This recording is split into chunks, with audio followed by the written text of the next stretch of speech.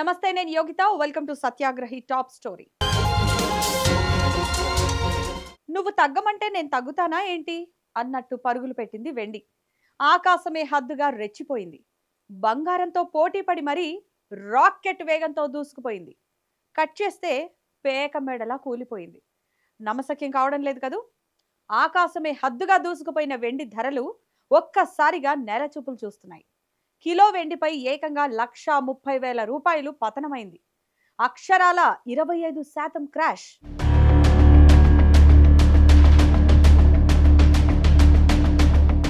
అసలు వెండి మార్కెట్లో ఏం జరుగుతోంది? 4 లక్షల రూపాయల మార్కును తాకిన వెండి ఎందుకు ఇలా కుప్పకూలింది? ఇది వెండి కొనడానికి సరైన సమయమా, లేక ఇంకా పతనం ఉంటుందా? పూర్తి వివరాలు ఈ వీడియోలో తెలుసుకుందాం పదండి. గత కొన్ని రోజులుగా బంగారం వెండి ధరలు సామాన్యుడికి అందనంత ఎత్తుకు వెళ్ళాయి. కానీ అనూహ్యంగా ఒక్క రోజులోనే వెండి ధర భారీగా పడిపోయి 2,90,000 వద్దకు చేరింది. మార్కెట్ చరిత్రలోనే ఇది అతిపెద్ద క్రాష్ గా నిపుణులు చెబుతున్నారు. ఈ పతనానికి ప్రధానంగా 3 అంతర్జాతీయ కారణాలున్నాయి. అవేంటో ఒకసారి చూసేద్దాం.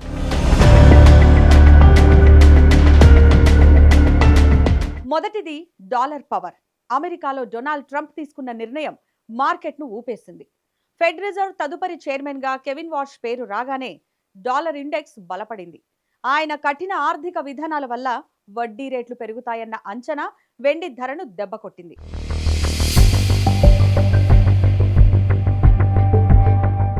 ఇక రెండో కారణం బంగారం ఎఫెక్ట్. బంగారం ధరలు కూడా 9% తగ్గాయి.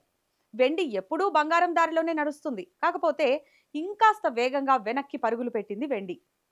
ఇక ముచ్చటగా మూడో కారణం ప్రాఫిట్ బుకింగ్. రేట్లు పెరిగినప్పుడు లాభాలు పొందిన పెద్ద ఇన్వెస్టర్లు ఒక్కసారిగా అమ్మకాలు మొదలుపెట్టారు. దీంతో మార్కెట్ ఒక్కసారిగా ఒత్తిడికి లోనైంది. ఇది కూడా వెండి ధరలు కుప్పకూలడానికి కారణమైంది. ఇలా కర్ణుడి చావుకు 100 కారణాలన్నట్టు వెండి ధరలు తగ్గడానికి కూడా అనేక కారణాలున్నాయి.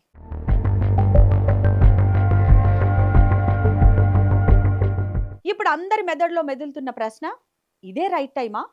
దీనికి నిపుణులు ఏమంటున్నారంటే, మార్కెట్ ఇంకా సెటిల్ కాలేదు. డాలర్ ఇంకా పుంజుకుంటే ధరలు మరింత తగ్గే అవకాశం ఉంది. వెండి ధరలు 2.5 లక్షల నుంచి 2,80,000 మధ్య స్థిరపడొచ్చని అంచనా. అంటే ఇంకాస్త తగ్గే ఛాన్స్ ఉంది. మీరు భవిష్యత్తు కోసం ఆలోచిస్తుంటే ఈ పతనం మీకు గొప్ప వరంగా భావించవచ్చు. ఎందుకంటే సోలార్ ప్యానెల్స్, ఎలక్ట్రిక్ వాహనాల తయారీలో వెండి డిమాండ్ ఎప్పటికీ తగ్గదు. కాబట్టి వెండి ఈ రోజు కాకపోయినా రేపైనా పెరుగుతుంది.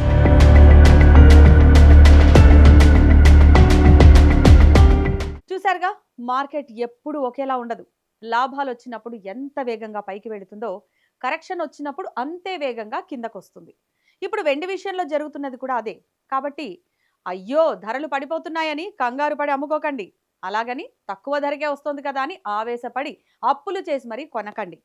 గుర్తుంచుకోండి, స్టాక్ మార్కెట్ అయినా బులియన్ మార్కెట్ అయినా సహనం ఉన్నవాడికే సిరులు అందిస్తుంది. నిపుణులు చెప్పినట్టుగానే 3 లక్షల మార్కును గమనిస్తూ జాగ్రత్తగా ప్లాన్ చేసుకోండి.